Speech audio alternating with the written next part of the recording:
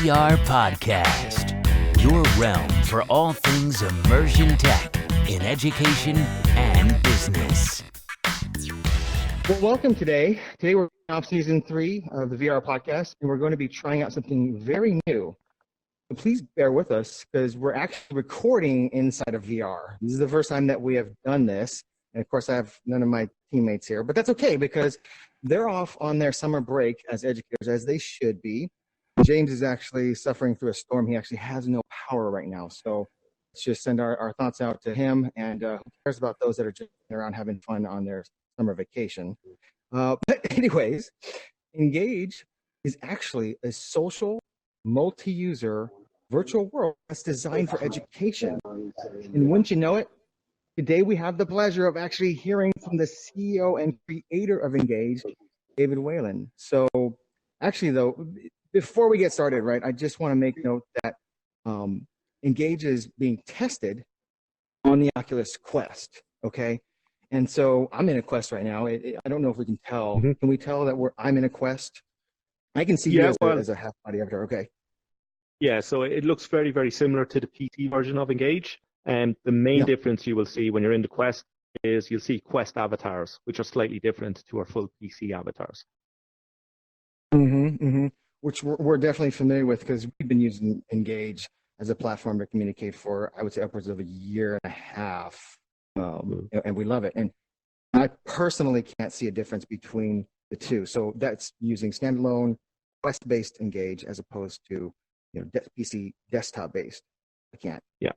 Well, standalone VR is definitely where it's at, and especially in the education space where it's a very hard sell for educators to buy a very high-end PC and a tethered device. That's a $1,500 expense. Whereas the Oculus Quest is $400, less than the price of an iPad. Really, that's a compelling case that you can go to schools and universities and say, hey guys, I know you bought iPads in the past, and really that's a lot of video content and text content. What you get with VR, you can get so much more, and you can really experience your education, not just read through it. Isn't that so? I love that because part of your logo, right? Actually, you have it up there right there. So learn through experience. I mean, that's one of the key things about social VR, I think, just in general, is that, we're always learning. And I think, actually, I'm going to ask for your definition in a second, but people get confused when they try to define what VR is and why it's so beneficial, I think, for education, right? But the fact of the matter is as humans, right, we know this, but we get that opportunity inside of VR. So do you mind explaining sort of what the power of and why, and also lead into maybe like why you guys built this platform? Yes, so I'm in Ireland, obviously with a very, very strong Irish accent that you can hear right now. And we're very lucky in Ireland that our education is completely free. So if I wanted to go to university or college, the government pays for that, and there's no charge at all to the students. But if I was in the United States, or if I was in the UK, as an example, if I wanted to get a 4-year university degree, I could expect to spend many thousands of dollars, sometimes in the hundreds of thousands of dollars. Really, that's pricing out middle income and lower income families from providing a good third level education to their kids. And really where they're looking at the moment is online education. So a lot of these people that can afford to go to a brick and mortar institute, like MIT as an example, they would go to online courses like Coursera or edX. They do courses there, but very few people finish these online courses. They're not engaged with the content. They're looking at video, they're reading text, and then people expect them to come out the other end with a qualification. That simply doesn't work. And really, we're really after that distance learning platform. So with Engage, you're in a virtual classroom, you're talking to virtual people who are real people. I'm in Ireland right now, you're in America, but we feel like we're only 2 or 3 feet away from each other. And as I'm talking to you, I'm engaging with you, I'm looking directly at you. And that's what you can do in virtual reality that you can't do in any other medium. And not only that, you can do some very immersive learning. So instead of just in a virtual classroom, why not drop a dinosaur in the center of the room? Why not go on a trip to Mars? Why not do some simulated tasks like putting an engine together?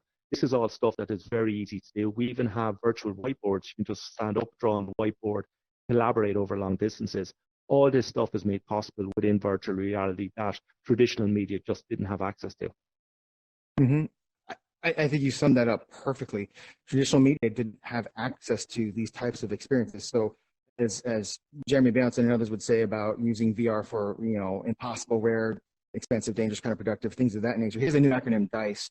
But using that for things that are outside of the particular student, schools, paradigm, right? Those type of things. And so it's really exciting to see that not only, and I'm not sure in the order in which these experiences were developed, but you guys have other experiences that are also educational too, right? And they're full on CG, beautiful experiences, award-winning experiences like Apollo 11. Where did those fall in the order of development? And then, the background and reason why you chose that versus like a game, like a shooter. Yeah, so developing a platform like Engage takes many, many years to get right. And this is 4 years development right here is what we're sitting in. But VR was really a hot ticket 3 or 4 years ago when the first Oculus Rift came out. Really, when you're trying to excite educators, it's very hard to get them excited about a platform. So if you say, hey guys, go out and check my platform, they go, oh, okay, I might check it out later. But if you say to people, okay, do you want to be Neil Armstrong for an hour? Do you want to dive on the shipwreck of Titanic? Do you want to witness it sinking? These are our showcase experiences and are very emotive pieces. And they get people thinking about, okay, VR can be used for education because VR is not a new technology. It's been around for 40 years. It's been used in education for 40 years.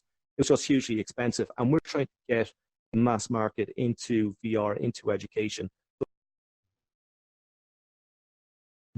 Experience coming out later this year. These are showcase experiences that with all the content that we create within those experiences, you can reuse them inside the Engage platform for your own needs. We have the Apollo 11 landing site inside Engage.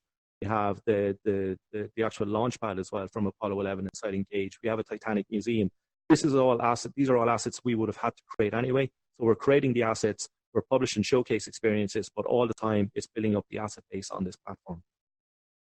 I like that. How hard was it to create those emotive pieces and to make sure that they're historically accurate? Is it because some of the recordings that we hear inside of in Apollo 11 they're all what you call it? They're all actual recordings. Public they're all domain at this point. Public domain. Yeah. So when we were researching Apollo 11.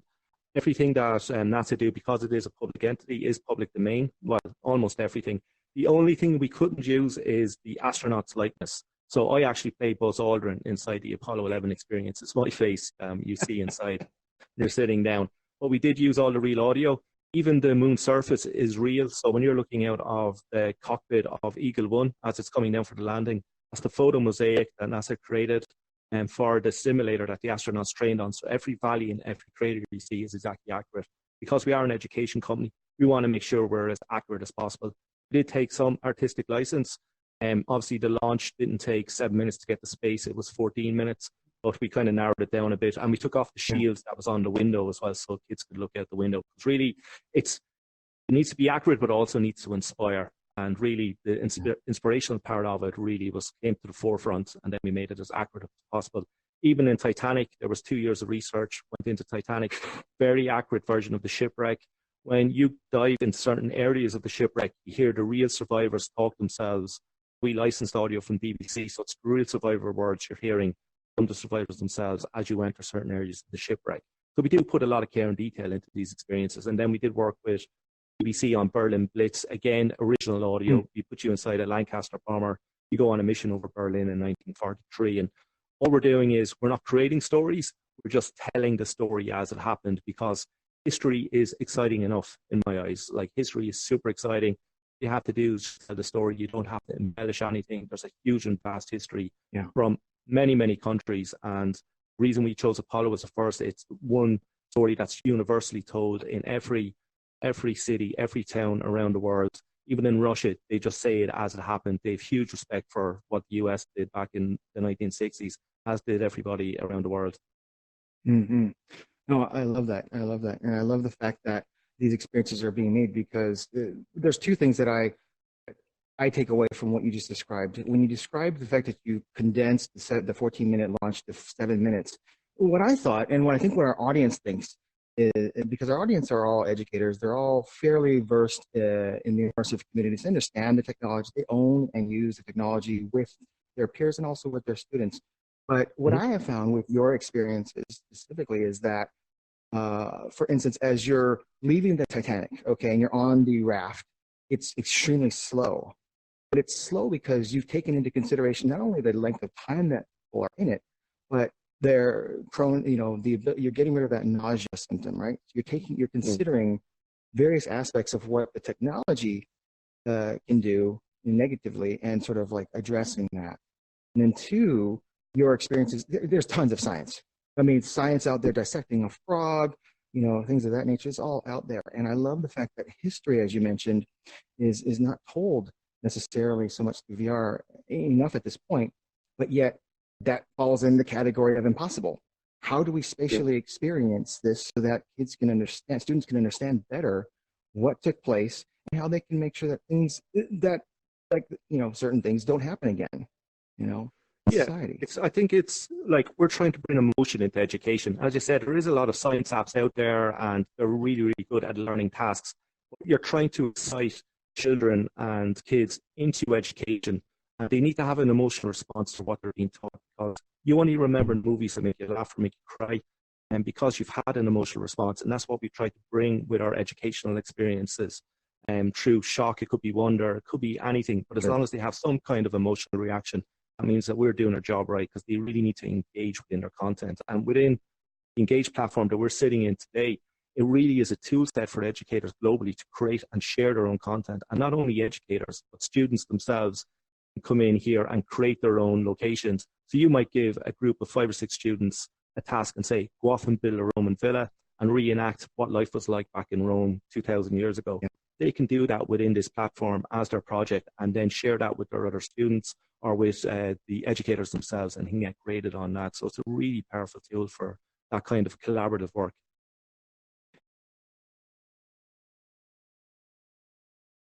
Into highlighting some of the tools that are available inside of Engage. What can we use it for? So use cases, and then let's travel on to like observations, because I know you guys have done tons of case studies. You observe these things and documented them, whether they're anecdotal or not, and the benefits are huge. The use cases, So some of the tool sets within Engage really is you can have up to 40 people logged in here remotely into the same virtual environments. They can either be in the same room or at all different locations. We have a VR record feature. So as I'm inside the platform can record everything I do and say, also record my movement and any objects that I bring into the environment. And if I'm a really good, competent presenter, I can have a PowerPoint behind me, as I do right now.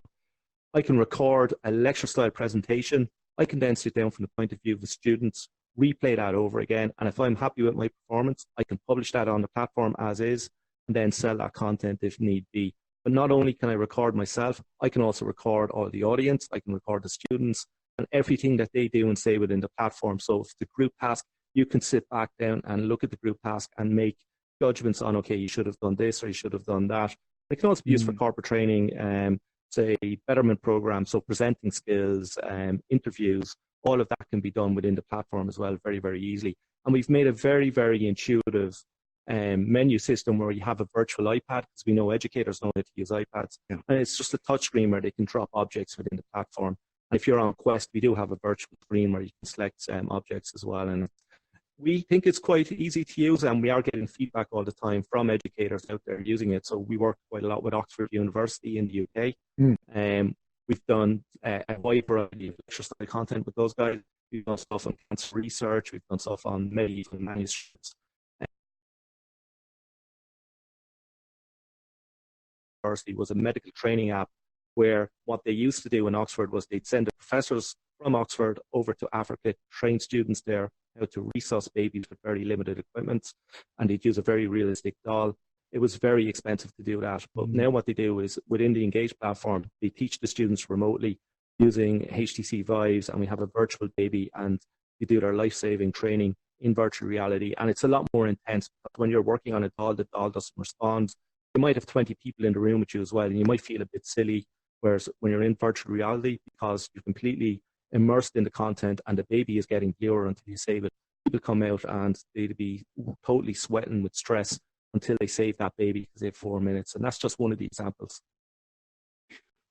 That's interesting. So I'm going to go on a quick tangent then. So can Engage, first of all those features we use and we love. We love the fact that you can do distance learning, and we also love the fact that the students feel like they're actually present. They enjoy using the technology because they're so connected, and they can easily, it's like Skype in a classroom or mystery Skype. So you would actually have, or like pen pals, right? You have these conversations and dialogues with people from across far distances. And now we do it when we engage additional senses as a part of that experience. And so as educators, if what we're trying to do is actually create memories through that, and that is learning, then the additional senses increase that chance. At least that's what we see and observe. So going back to the medical example, I'm just thinking now, like we have for Wi-Fi, for wireless access points, there's a point-to-point style access point, right? We're creating a bridge, and there's point to multi-point, which we're most familiar with, where multiple devices are on a single device. In that example of the training of the operating on the baby, is the trainer seen by the user, and does the user see the other users standing over the baby, or does everybody have their own experience, yet they're all hearing the one trainer? Does that make sense? It can be question. Yeah, it can be both. So when you log into the virtual experience, you can set yourself up as a trainee or the trainer. So if you set yourself up as the trainer, you're setting all the tasks for the trainee who's standing next to the baby and trying to do all the tasks. Yeah. If you set yourself up as a trainee and there's no one set as a trainer, there's a virtual trainer, a recorded virtual trainer that will provide the content. Okay. And then you have an option then to just stand and watch, where you can watch exactly what's happening by the person. You can also, you don't have to be in VR to watch it. You can also watch it on a standard desktop display as well. That's a really good point too. It's available for standard desktop, both PC and Mac. Only Not Mac PC yet, at this point. Okay. But it will come eventually. We're available on HTC Vive, all Windows mixed reality devices, and Oculus Quest, and very soon HTC Vive Focus. Oh, okay. So if it's focused, does that mean that we might have access to all the Wave devices, possibly?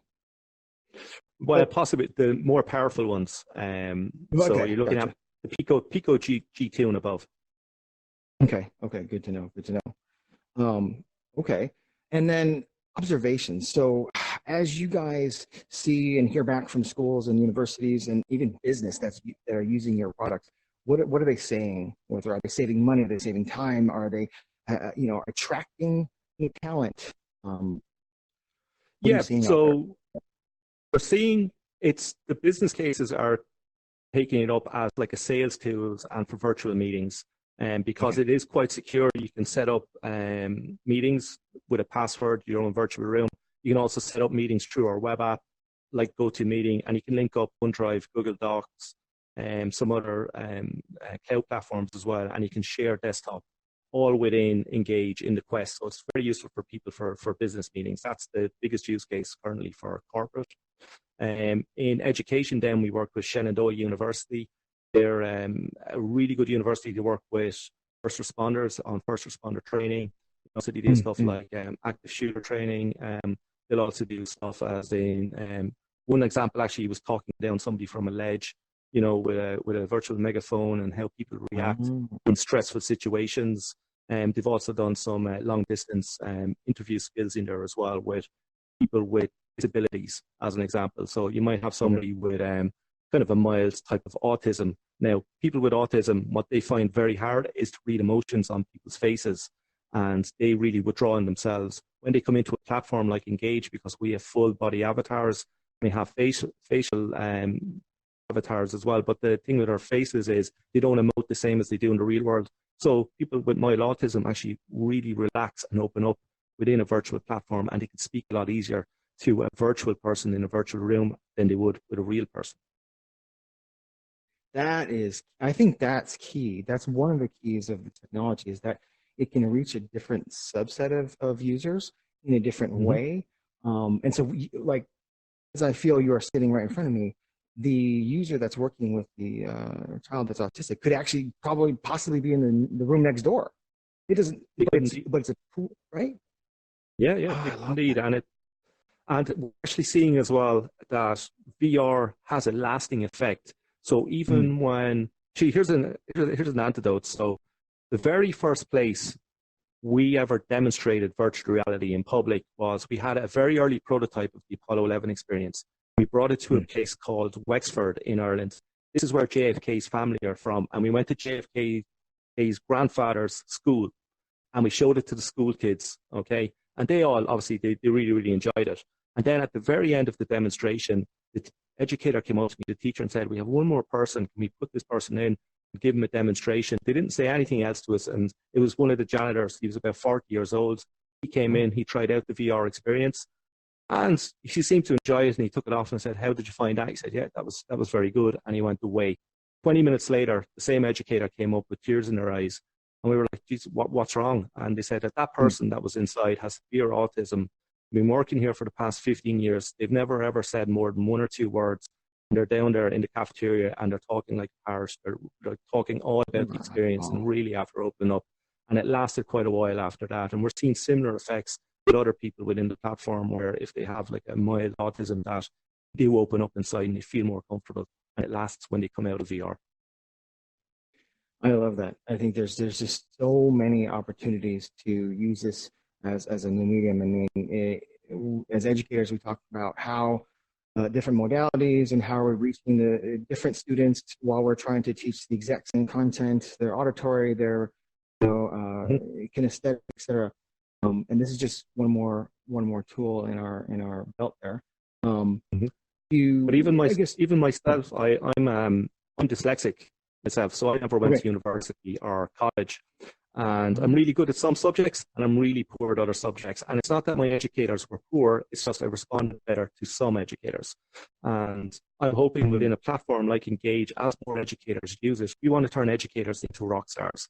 So you can pick and choose your educators. So if you want to do physics in MIT in the morning and then English literature in Oxford University in the afternoon, we want to provide people the opportunity to do that because you might have 5 educators, but you respond good to one of them because they're the kind of person that you can relate to and you'll learn a lot easier from that person. And that's exactly what we're trying to do here.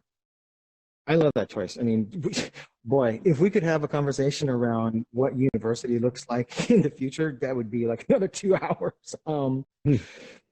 Speaking of the future then, what can you share with our audience about the future of Engage, possibly, or other things that you guys might be working on as far as immersive education is concerned?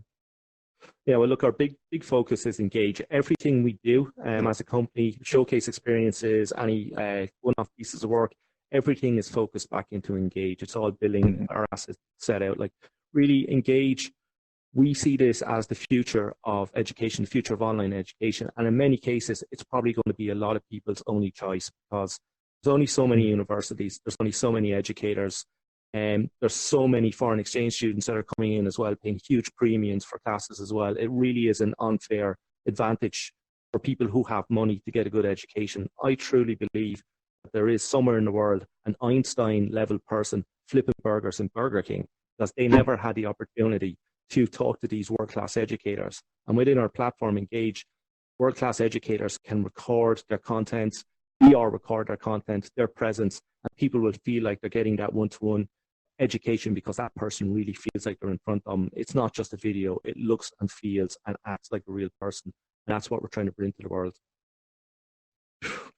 I love that. Okay, so as educators, we use social media all the time. We love Twitter. That's how we connect with people around the world, right? And I know our audience knows Steve Bomberry, and I know that most of our audience knows that he is no longer at Jest, but that he did have these CPD and VR events, hosted them right here in this particular interview room, and we all connected in that way.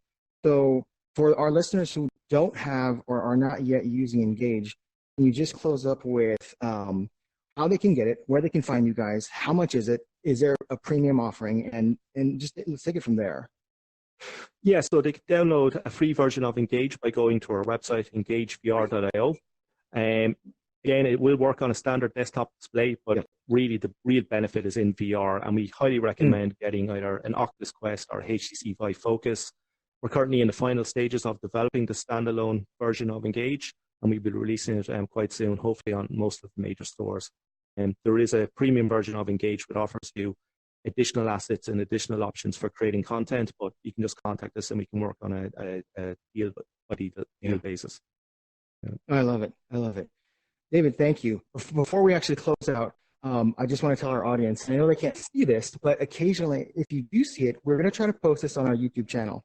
And so if you see it, it's kind of funny because occasionally I look out to the audience. There's really nobody there. But there were 3 people assisting us, right? We had Andrew as a cameraman. We had Chris Madsen as, he's actually listed as host, but he created this, he's hosting this room for us. He's on the technical end of it. And where did Mike go? I think he disappeared. Might have had to bounce, but that's okay. So we had those 3 people out there. I loved recording this inside of Engage. Now, the only bummer is if I don't know my stuff, then I can't do this. I have a headset on and I don't have my notes. The good thing is in a Quest, I have a little crack through my nose, so I can just peer down a little bit onto my notes if I had to remember something. Engage is such a perfect platform to interact with people across large distances. And I think, David, I mean, do you have any last thoughts for our audience before we close this episode out, which has been just a great one. It's been a blast. I'd just like to say thanks to my guys back in the office. I have a lot of really key technical staff that really put a lot of hours in, especially Mike Armstrong. He would have been an ex-Riffmax guy back in the day, and some really key guys. Obviously, Chris Madsen's doing great work in the US. So if anybody wants to reach out, just look up Chris Madsen on LinkedIn or follow us on Twitter at VR Education. I love it. Well, David, thank you so much for taking the time to speak with us. And thanks to our listeners for joining us on this journey. If you liked our conversation today, don't forget to check out the other episodes. We also want you to join in the conversation. So use hashtag VR podcast to ask questions or comment on VR, immersive technology, or even about the VR podcast itself. So thank you again for David, for you to joining us today. You can check them out again at immersiveeducation.com. Find them on Twitter at VR Education. And also the Engage dedicated website is engagevr.io. So thank you guys all for joining us. We will see you next time. Thank you. Unmute your mic, Chris.